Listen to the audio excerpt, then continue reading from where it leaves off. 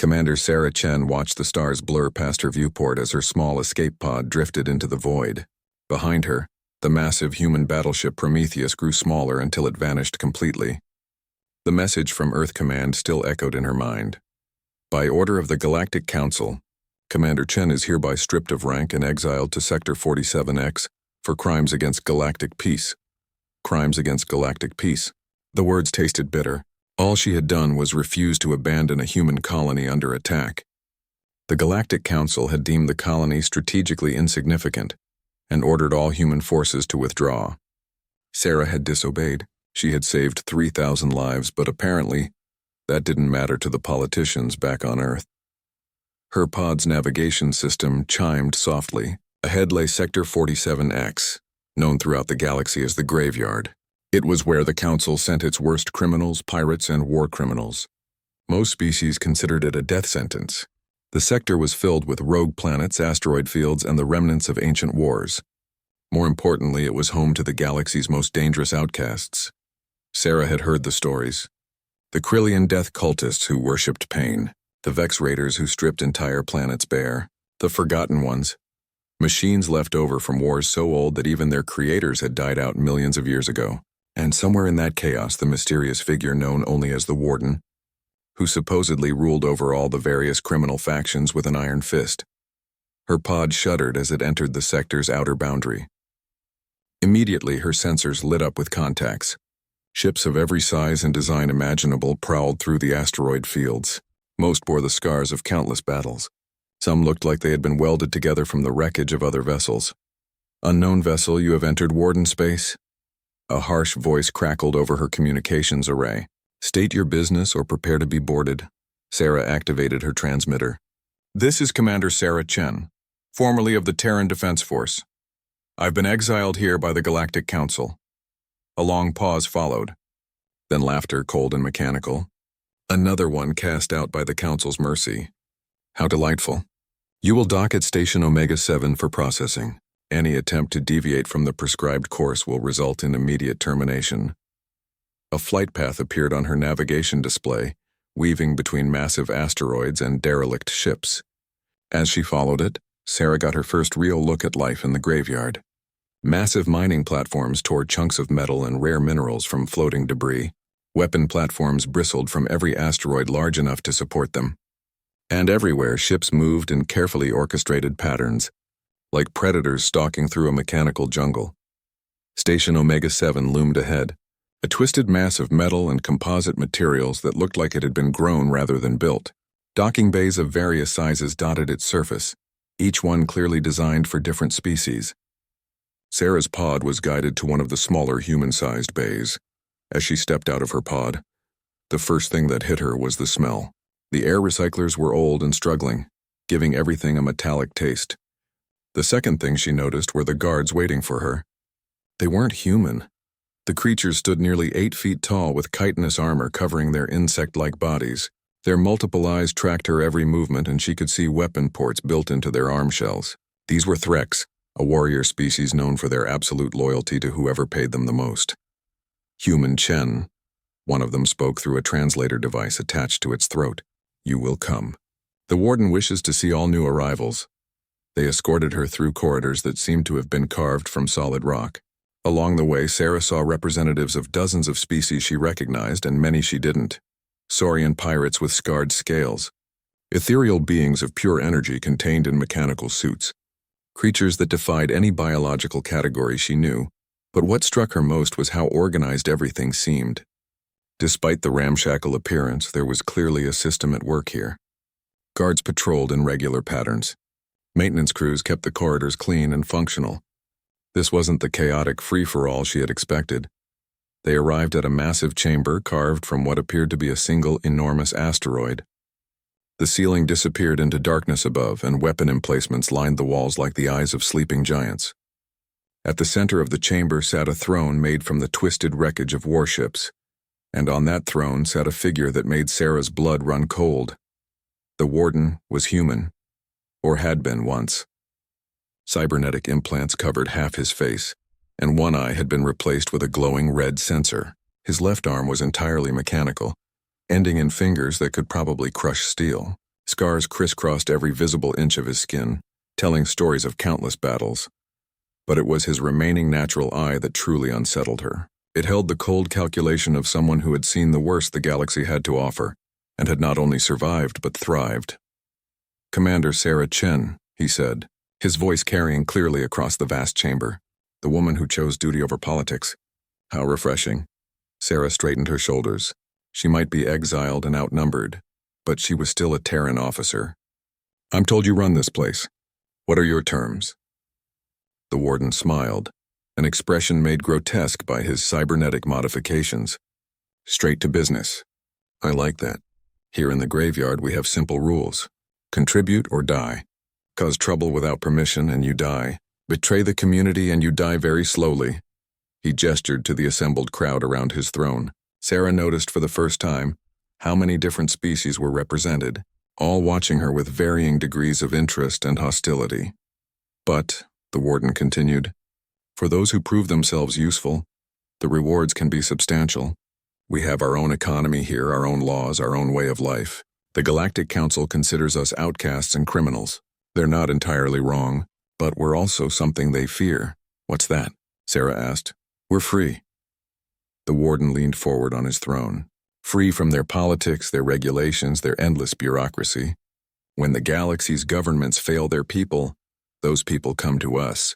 When their militaries abandon colonies, we step in. We've built something here that the Council can't understand and can't control." He stood up, his mechanical arm whirring softly. "You have skills, Commander. Combat experience, tactical knowledge, leadership abilities. The question is, what are you willing to do with them?" Sarah looked around the chamber at the assembled beings. Killers, pirates, and outcasts all, but also survivors. People who had been cast aside by a galaxy that claimed to value order above all else. "What do you want me to do?" she asked. The warden's smile grew wider. Sarah's quarters were a small but clean chamber carved directly into the asteroid. The bed was human-sized, which she appreciated, and someone had even provided basic toiletries that wouldn't poison her particular biology. A small viewport showed the endless dance of ships and debris outside. She had barely settled in when her door chimed. Outside stood a woman who looked almost normal by human standards, except for the silver circuitry that traced patterns across her dark skin like living tattoos. "I'm Zara," the woman said, extending a hand that felt slightly too warm. "I'm what passes for the warden's assistant around here. He's asked me to give you the grand tour." As they walked through the station's corridors, Zara explained the social structure Sarah had stumbled into. "The warden doesn't just rule through fear, though there's plenty of that. He's built a functioning society out of the galaxy's worst outcasts. Everyone has a role, everyone contributes, and everyone gets protected." They passed workshops where beings of various species worked on everything from weapon modifications to starship repairs. A group of Saurians was installing new armor plating on a fighter craft, while a team of floating gas beings welded hull breaches with tools adapted for their ethereal forms. "How long has this been going on?" Sarah asked. 15 years, give or take," Zara replied. "The warden showed up here when it was just chaos and somehow brought order to it. Nobody knows exactly how he did it, but the stories." She shuddered. "Let's just say he made some very graphic examples of what happens to those who don't cooperate." They entered what Zara called the communication center. Banks of equipment monitored transmissions from across the galaxy. Operators from a dozen different species worked at stations designed for their particular physiologies. "This is how we stay ahead of the Galactic Council," Zara explained. "We monitor their fleet movements, their political decisions, their trade routes. Knowledge is power out here, and the warden hoards it like a dragon hoards gold." One of the operators, a crystalline being that communicated through color changes in its transparent body, pulsed urgent reds and oranges. Zara moved to its station and plugged a neural interface into her silver circuitry. Her eyes went wide. "Oh no, Sarah, the warden needs to see you now." They ran through corridors that suddenly seemed more ominous. Other beings they passed looked agitated, and Sarah could feel tension building in the air like the pressure before a storm. They burst into the throne chamber to find the warden already surrounded by his top lieutenants. The massive holographic display above his throne showed a star map, with dozens of red indicators flashing urgently. "Ah, Commander Chen," the warden said, without looking away from the display. "Perfect timing. Tell me, what do you know about the hegemony?" Sarah's blood chilled. The hegemony was a coalition of militant species that had been pushing at the galaxy's outer rim for decades. They were known for their complete disregard for civilian casualties and their practice of enslaving entire populations. They're expansionist warmongers who've been testing Galactic Council defenses for years, she said. But the Council's always managed to keep them contained. Not anymore. The Warden gestured to the display. 3 hours ago, hegemony forces broke through the Council's outer defense line. 15 systems have already fallen, with more under assault. Conservative estimates suggest they'll reach the inner colonies within 2 weeks. One of his lieutenants, a scarred Krillian whose pain worship scars formed intricate patterns across his gray skin, stepped forward. The Council fleets are retreating faster than the civilians can evacuate. Millions are being left behind. Sarah stared at the display in horror. She recognized many of those system names. Human colonies, trading posts, research stations. What's the Council's response? They're consolidating their forces around the core worlds, Zara said bitterly. Abandoning the outer rim to save the politicians and the wealthy. The Warden stood up from his throne. The same Council that exiled you, Commander, is now abandoning millions of their own citizens. How does that make you feel? Sarah's hands clenched into fists. She had spent her entire career protecting those citizens, only to be cast out for doing exactly that. And now the Council was proving that her sacrifice had meant nothing to them. Angry, she admitted. Good. Anger is useful. The Warden walked down to stand directly in front of her. I'm going to make you an offer, Commander. Help me save those people the Council has abandoned, and I'll give you the resources to do what your own government wouldn't let you do. You're talking about taking on the hegemony, Sarah said. They have fleets, armies, entire industrial bases behind them. What do we have? The Warden smiled that same cold smile. We have something they don't expect. We have criminals, outcasts, and pirates who know how to fight dirty. We have ships they've never seen before and tactics they've never encountered. And we have rage. He activated another holographic display, this one showing the assembled forces of the graveyard. Sarah was amazed at what she saw. Hundreds of ships of every configuration imaginable. Some were clearly military vessels that had been heavily modified. Others appeared to be entirely custom builds designed for maximum destructive capability. But most importantly, the Warden continued, we have motivation. The Council throws people away when they become inconvenient. The hegemony enslaves entire populations. We fight for everyone who's been abandoned by the powers that be. A new voice cut through the chamber. The human speaks wisdom. Sarah turned to see a massive figure emerging from the shadows. It stood nearly 12 feet tall, covered in armor that looked like it had been forged from black metal. When it stepped into the light, she could see it was one of the legendary Titan warriors, being so rare that most people considered them myths. I am Gorthak the Unbroken, the giant rumbled. I have fought the hegemony before. They are strong, but they are not smart. They expect their enemies to meet them in honorable battle, and we're anything but honorable, added another voice. This came from what appeared to be empty space until Sarah's eyes adjusted, and she could make out the vague outline of a cloaked figure. I represent the Shadow Collective. We have assets throughout hegemony space, the Warden nodded. Commander Chen, meet your new allies. Gorthak leads our heavy assault units. The Shadow Collective handles intelligence and sabotage. Between them and the other faction leaders, we have the beginnings of a real fighting force. Sarah looked around the chamber at the assembled beings. These weren't the mindless criminals she had expected to find in exile. These were professional soldiers, skilled operatives, and experienced commanders. They had been cast out by various governments, but they hadn't lost their abilities. What exactly are you proposing? She asked. A rescue operation, the Warden replied. We hit the hegemony forces hard and fast, evacuate as many civilians as we can, and disappear before they can respond in force. We can't defeat their entire military, but we can save lives and show the galaxy that someone still cares about the people the governments abandon. One of the communication operators called out urgent updates. More systems were falling. The casualty estimates were climbing into the millions. Sarah thought about the colony she had saved, the one that had cost her everything. 3,000 lives had been worth her career, her freedom, her future. How could she turn her back on millions more? What do you need from me? She asked. The Warden's smile became genuine for the first time. I need you to do what you do best, Commander. I need you to save people, but this time you'll have the resources to do it properly.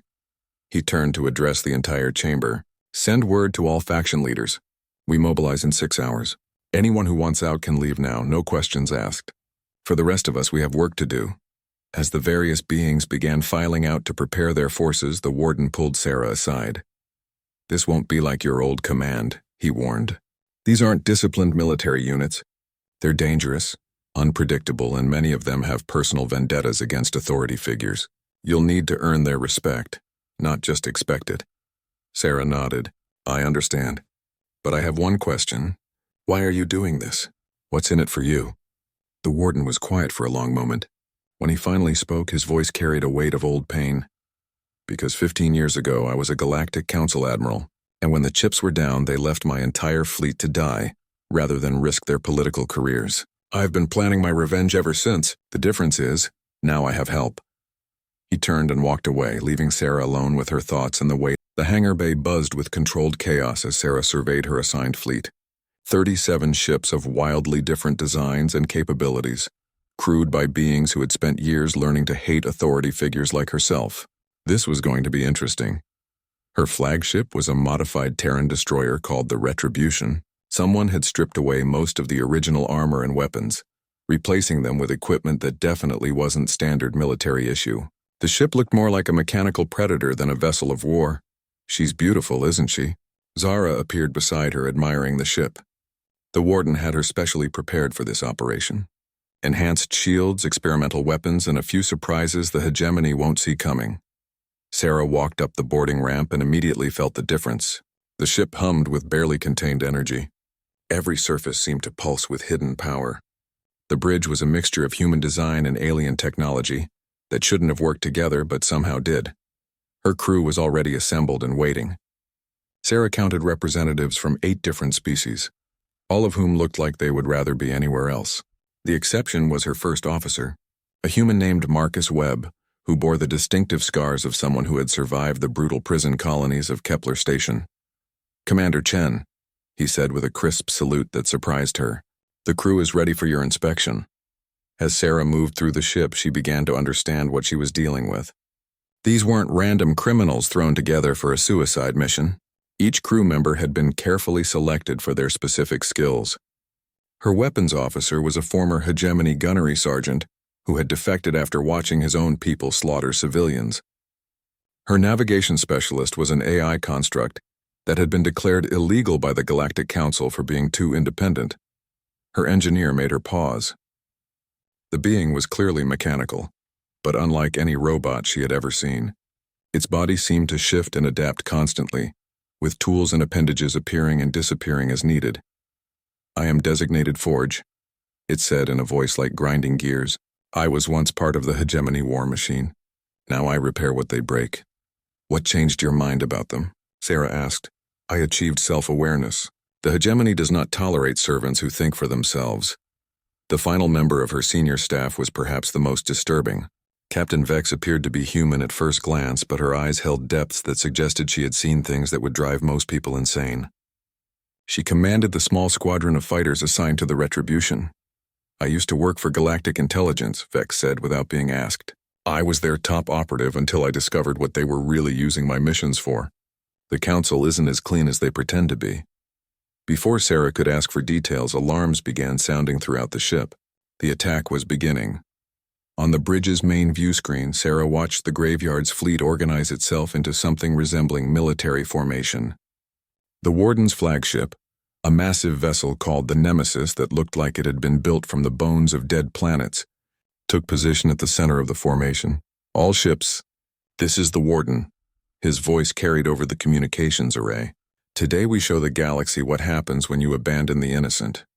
Today we prove that outcasts and criminals can be heroes when heroes are needed. Today we make them remember why they feared us in the first place. The fleet jumped to hyperspace, leaving the safety of the graveyard behind. Their first target was the Helios system, home to nearly 4 million civilians and currently under siege by 3 hegemony battle groups. Intelligence reports suggested the system's defenses would fall within hours, leaving the population defenseless. When they dropped out of hyperspace at the system's edge, Sarah got her first real look at hegemony military might. Massive wedge-shaped vessels surrounded the inhabited planets like predators circling wounded prey. Smaller attack craft swarmed between them, bombing any defensive positions that still showed signs of resistance. "All task force commanders, this is Chen," Sarah transmitted to her assigned ships. "We go in fast, we hit hard, and we get out. Our job is to buy time for the evacuation transports, not to fight a prolonged battle." Her force consisted of fast attack ships and modified raiders, perfect for hit-and-run tactics. As they accelerated toward the enemy formation, Sarah felt the familiar rush of combat adrenaline. This was what she had been born to do. The hegemony forces were so focused on their bombardment that they didn't notice the approaching pirates until it was too late. Sarah's fighters screamed past their outer perimeter, weapons blazing. But these weren't the standard energy weapons the hegemony expected. Forge's modifications had given each ship unique capabilities. Some fired projectiles that phased through shields before exploding. Others launched swarms of tiny hunter-killer drones that sought out enemy weapon systems. The Retribution itself unleashed a beam weapon that seemed to simply delete sections of enemy hulls from existence. "What the hell is that weapon?" Marcus asked, staring in fascination at the destruction they were causing. "Something the Warden scientists reverse-engineered from a derelict precursor vessel," Zara replied over the comm. "Don't ask me how it works. I'm just glad it's on our side." The hegemony forces reacted exactly as expected. Their formations broke apart as commanders tried to deal with these unexpected attackers. Heavy ships turned to face the new threat, pulling them away from their bombardment missions. That was when the second phase of the plan began. While Sarah's force drew attention, the Warden led the heavy assault ships in a direct attack on the hegemony flagship. The Nemesis and its escorts engaged the enemy battle line in the kind of brutal, direct confrontation that the hegemony understood. But even as explosions lit up space around them, the real mission was happening on the planet's surface. The Shadow Collective had infiltrated the surface and was coordinating with local resistance groups. Evacuation transports hidden until now began launching from concealed spaceports and landing sites. "Sir, we're getting overwhelmed," Marcus reported. "They're bringing more ships to bear on our position." Sarah smiled grimly. "That's exactly what we want them to do. All ships begin withdrawal sequence Alpha. Make them chase us." Her task force began what appeared to be a desperate retreat, drawing more and more hegemony ships away from their original positions. The enemy commanders, sensing victory, committed their reserves to the pursuit. They never saw the third wave coming. Gorthic's heavy assault ships had been waiting in the asteroid belt at the edge of the system. As the hegemony forces spread out to chase the retreating pirates, the Titans struck. Their ships were smaller than the enemy battlecruisers, but they were built for one purpose: to destroy things much larger than themselves. The Titan weapons were as legendary as their warriors. Each ship carried planet-cracker warheads and armor-piercing systems that could gut a capital ship in seconds. They hit the scattered hegemony forces like a hammer blow, targeting engines and weapon systems with surgical precision. "Phase 4 is go." The Warden's voice crackled over the comm. "All evacuation transports are clear. Time to leave." Sarah's force continued their fake retreat until they were at the edge of the system, then jumped to hyperspace just as the hegemony forces realized they had been played.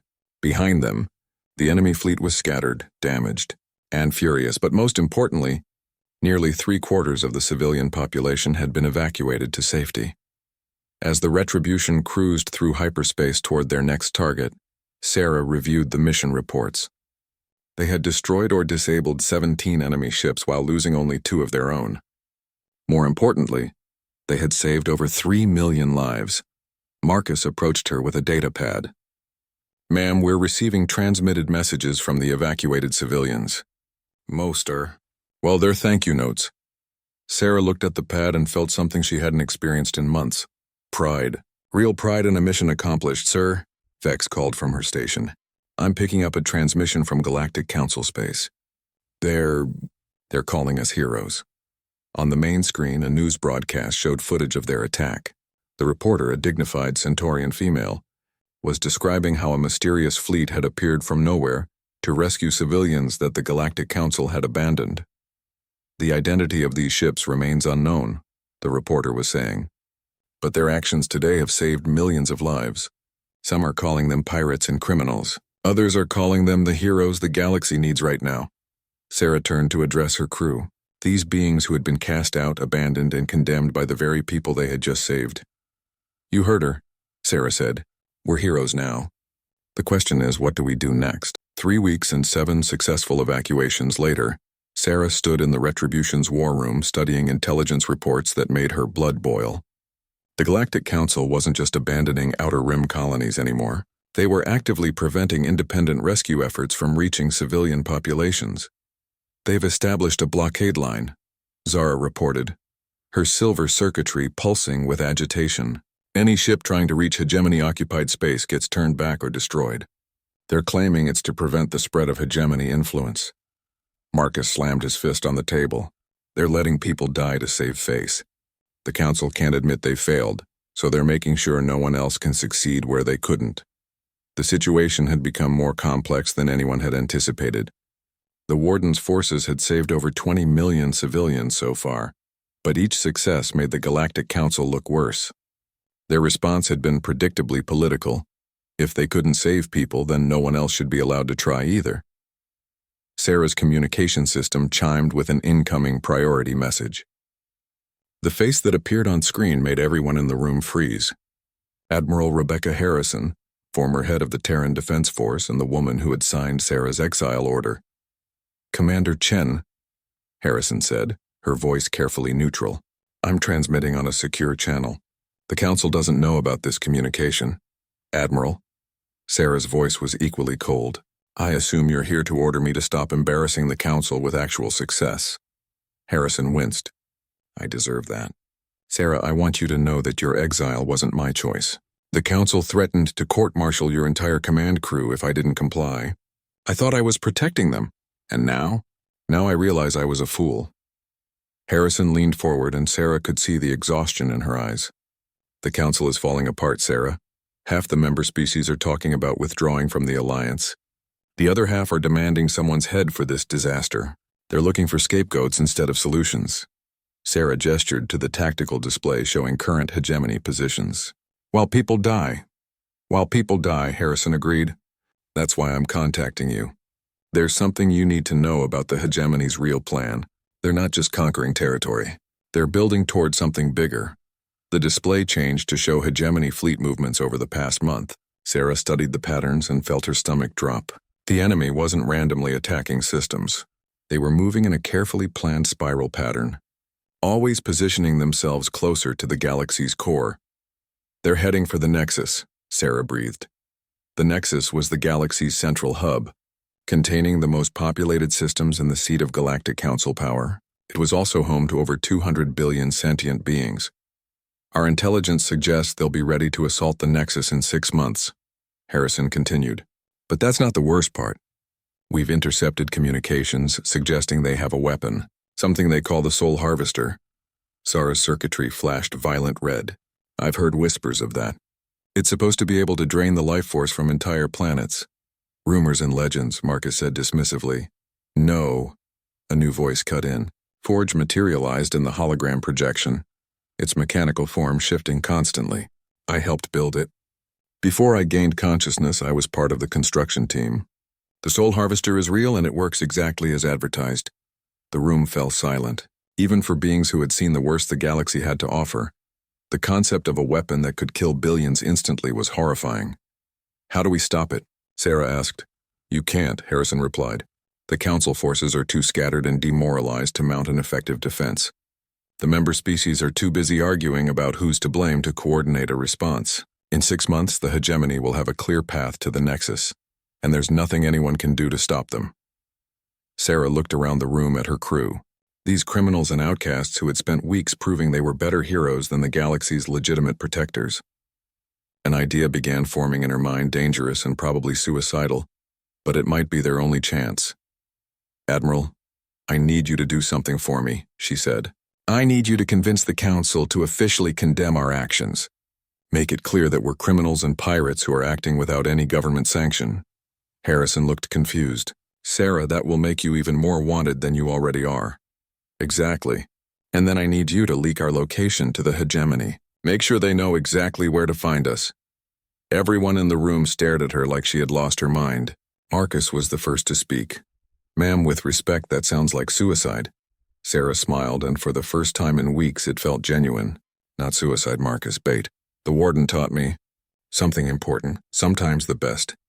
Way to win a war is to make your enemy think they're winning. She activated the ship's communication system and sent a message to the entire fleet. All ships, this is Chen.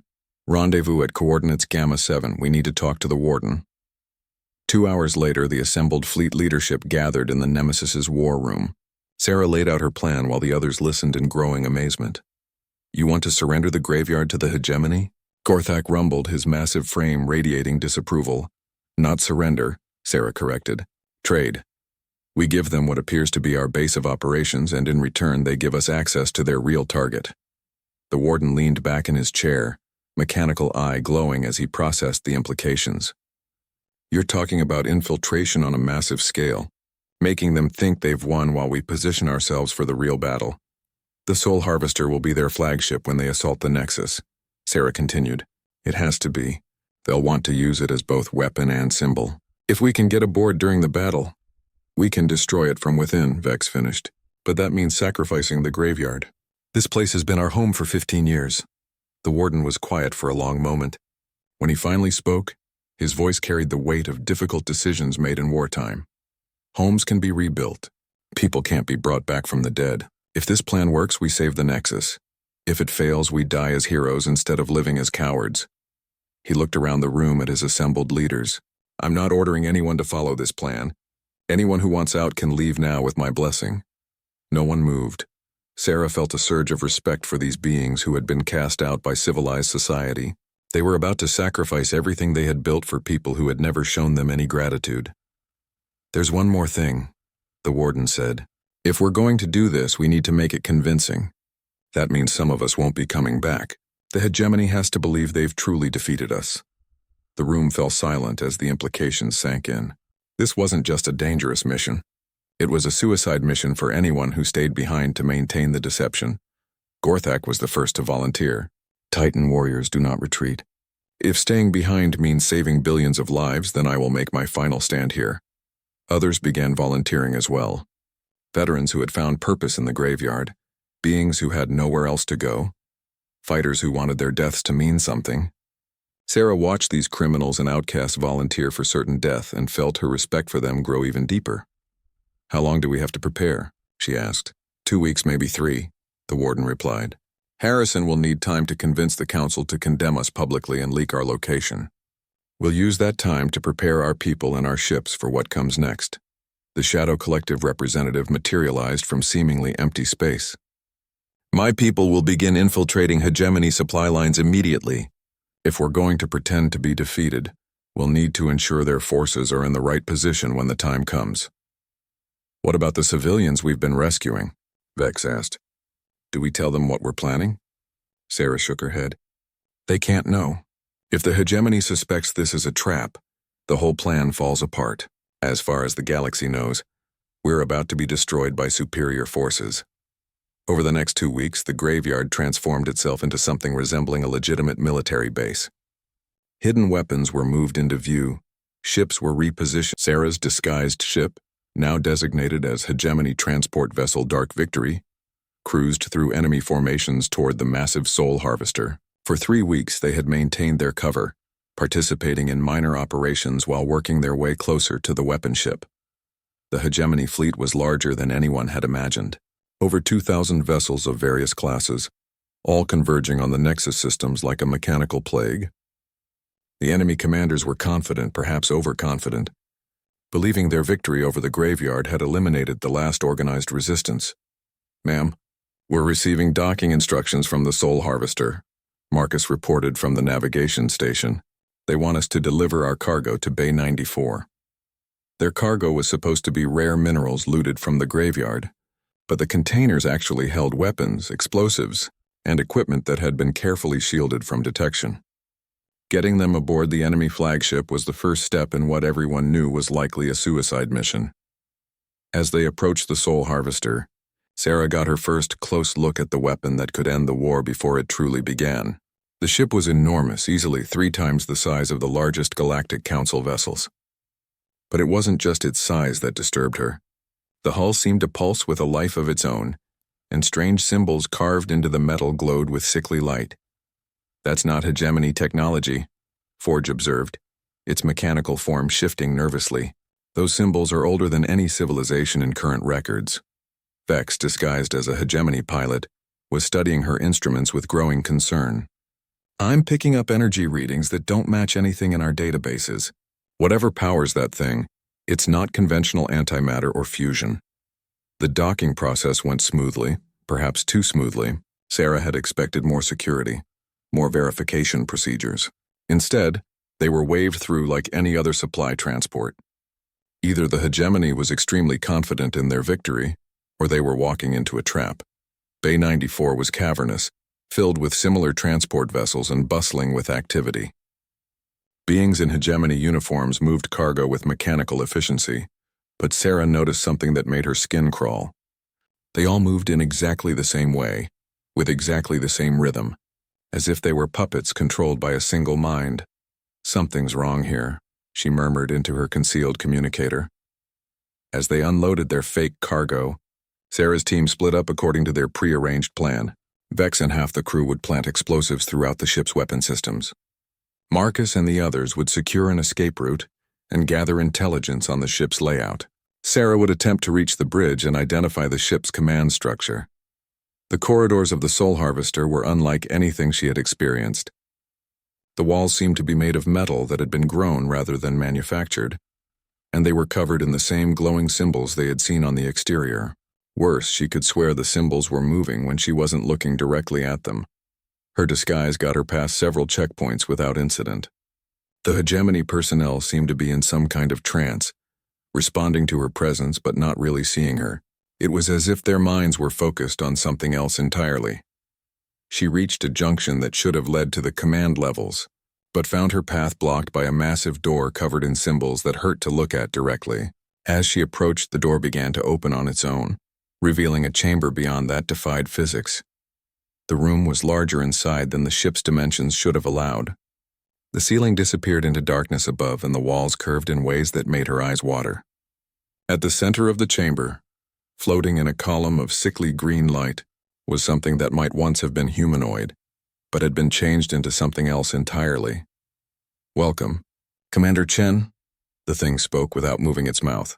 Its voice seemed to come from everywhere at once. "We have been expecting you." Sarah's hand moved to her concealed weapon, but found she couldn't draw it. Some force held her paralyzed while the creature studied her with eyes that burned like dying stars. "You are wondering how we knew," it continued. "The answer is simple. We have been inside the minds of your Galactic Council leaders for months. We knew of your exile, your rescue missions, even your plan to infiltrate our vessel. Did you truly believe beings as primitive as the hegemony could have conquered so much territory without assistance?" The implications hit Sarah like a physical blow. The hegemony wasn't just using an ancient weapon. They were being controlled by whatever had originally built it. "What are you?" she managed to ask. "We are the Devourers," the creature replied. "We are what remains of a civilization that learned to feed on the life force of others. When our bodies died, we preserved our consciousness within this vessel, waiting for new servants to find us." The green light pulsed, and suddenly Sarah could see the true horror of what was happening. The hegemony forces weren't just conquered peoples. They were empty shells, their souls drained to feed the ancient entities that controlled the ship. Every victory, every conquered world had provided more life force for the Devourers to consume. "The Nexus will provide us with enough sustenance to fully return to physical form," the creature continued. 200 billion souls should be more than sufficient, and then we will continue our harvest across the galaxy as we did eons ago." Sarah tried to speak, to move, to do anything, but the paralyzing force held her firm. In the distance, she could hear the sounds of her team being captured. Their mission had failed before it had truly begun. "But you will not live to see our triumph," the Devourer said. "Your life force will help power our approach to the Nexus. Your final moments will serve our—" The creature's monologue was interrupted by an explosion that shook the entire ship. Emergency alarms began wailing and the green light flickered. For just a moment, Sarah felt the paralyzing force weaken. That moment was all she needed. She rolled to the side as the creature screamed in rage, its ethereal form writhing in the column of light. Her concealed weapon finally came free, and she fired directly into the light column. The weapon was one of Forge's creations, designed to disrupt energy patterns rather than cause physical damage. The devourer shrieked as its form began to destabilize, but even as it dissolved, Sarah could feel other minds turning their attention to her. There were more of these creatures aboard the ship, and now they all knew she was here. She ran from the chamber as more explosions echoed through the ship. Her communicator crackled with Vex's voice. "Sarah, where are you? We've got maybe 10 minutes before they lock down the entire ship." "I'm moving toward your position," Sarah replied, dodging hegemony personnel who were finally starting to react like individuals, rather than mindless drones. "But we have a bigger problem. The ship isn't just a weapon. It's a prison for something much worse." She reached the rendezvous point to find her team under heavy fire from hegemony security forces. But these weren't the same zombie-like beings they had encountered earlier. These soldiers moved with purpose and intelligence, suggesting that whatever control the Devourers had over them was weakening. "The explosions disrupted something," Marcus reported, as they fought their way toward their escape route. "Half the enemy crew just woke up from whatever trance they were in." "That's good and bad," Sarah replied, shooting down a hegemony officer who had been trying to flank them. "Good because they're not under alien control anymore. Bad because now they know we're here." They reached their ship to find it surrounded by enemy forces. Their escape route was blocked and more troops were arriving every minute. The battle for the Soul Harvester had become a three-way war. Graveyard forces attacked the hegemony fleet from outside, while Sarah's infiltration team sabotaged the weapon ship from within. Caught in the middle were thousands of hegemony personnel who had suddenly awakened from their mind control to find themselves in the middle of a nightmare. Sarah's ship, the Dark Victory, weaved through the chaos inside the massive vessel's hangar bays. Their new mission was simple in concept, but nearly impossible in execution: find and destroy the remaining Devourers before they could fully activate the Soul Harvester. "I'm reading 7 more energy signatures like the one you encountered," Forge reported, its mechanical form interfacing directly with the ship's sensors. "They're distributed throughout the vessel, probably to prevent exactly what we're trying to do." "Then we split up," Sarah decided. 7 targets, 7 teams. Each team takes 1 Devourer and tries to disrupt its connection to the ship's systems. Vex looked up from her tactical display. "Sarah, we don't have 7 teams. Half our people are dead or captured, and the others are trying to keep us from being blown out of space. Then we improvise."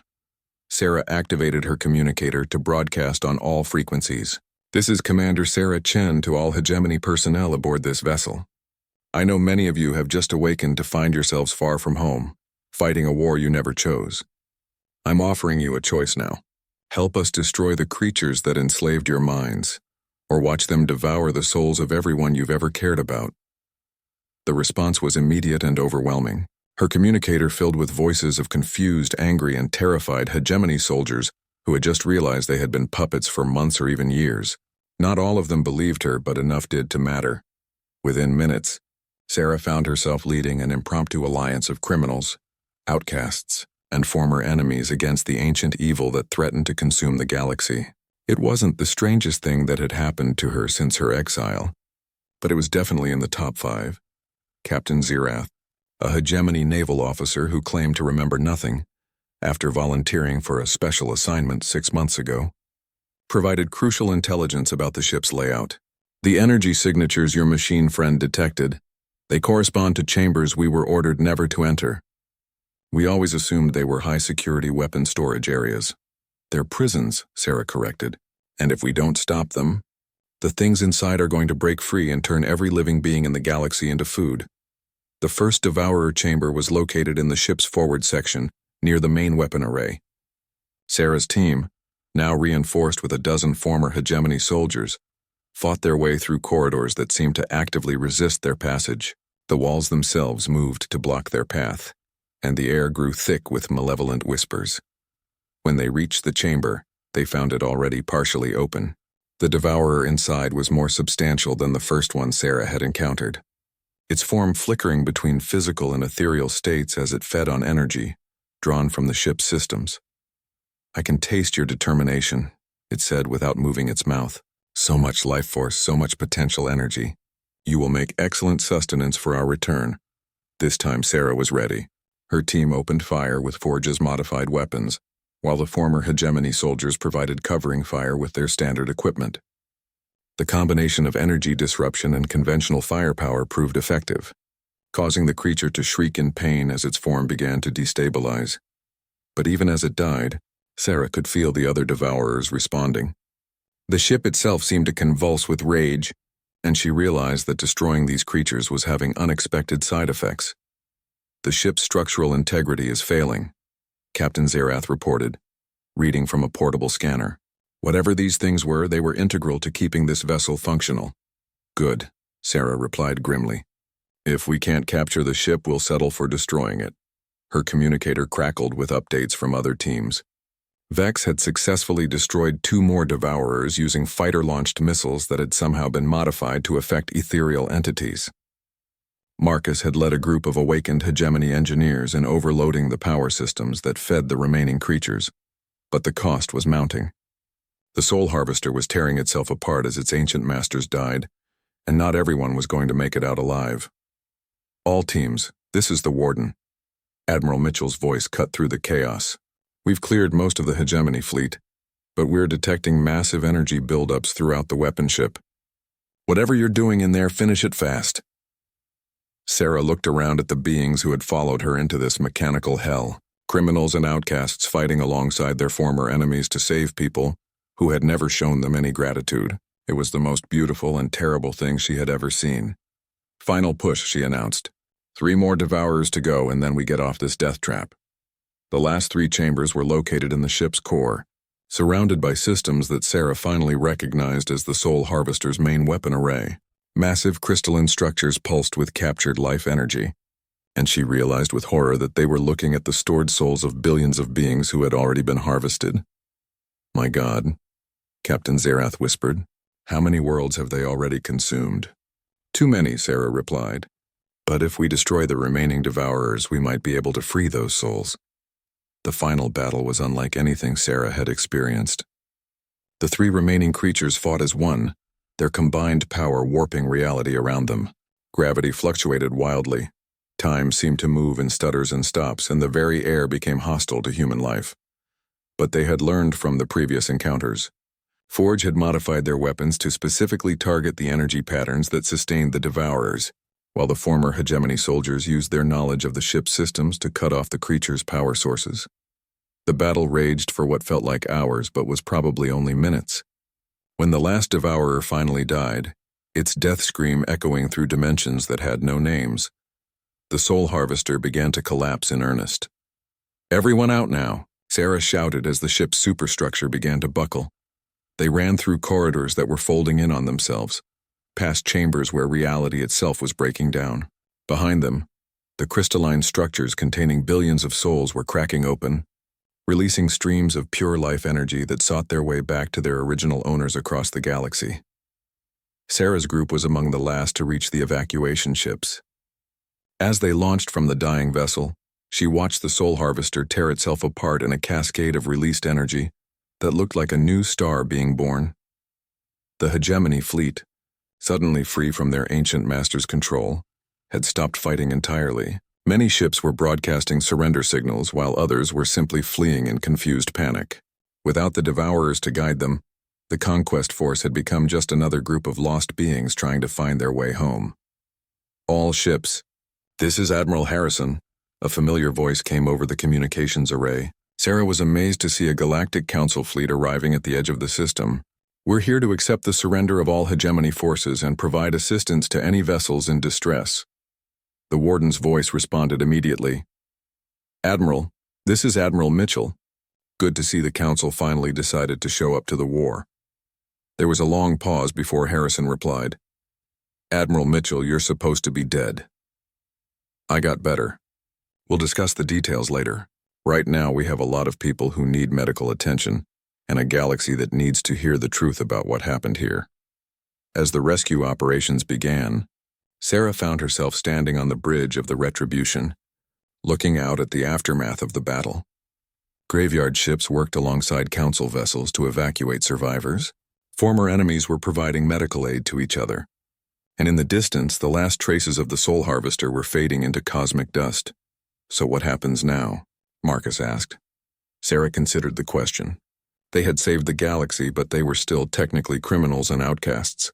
The Galactic Council would have to decide what to do with beings who had embarrassed them by succeeding where they had failed. Her communicator chimed with an incoming message from Admiral Harrison. When the woman's face appeared on screen, she looked older but somehow relieved. Commander Chen, on behalf of the Galactic Council, I want to thank you for what you've done. You and your people have saved billions of lives.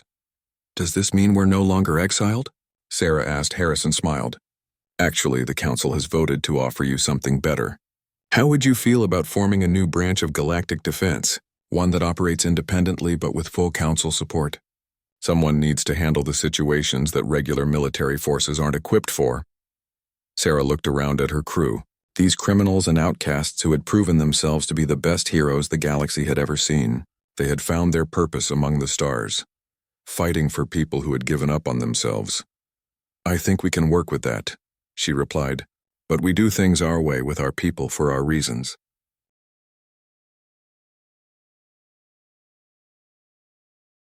I wouldn't expect anything else from the woman who saved the galaxy with an army of pirates.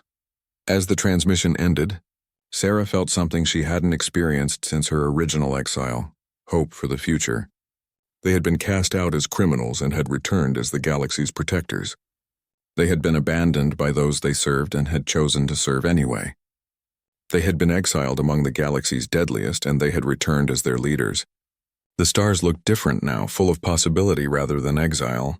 And somewhere out there, Sarah knew there were more people who needed saving, more impossible situations that regular forces couldn't handle, more reasons for the galaxy's outcasts to prove that being thrown away didn't mean being worthless. It was, she realized, exactly the life she had always wanted to live. She just hadn't known it until now.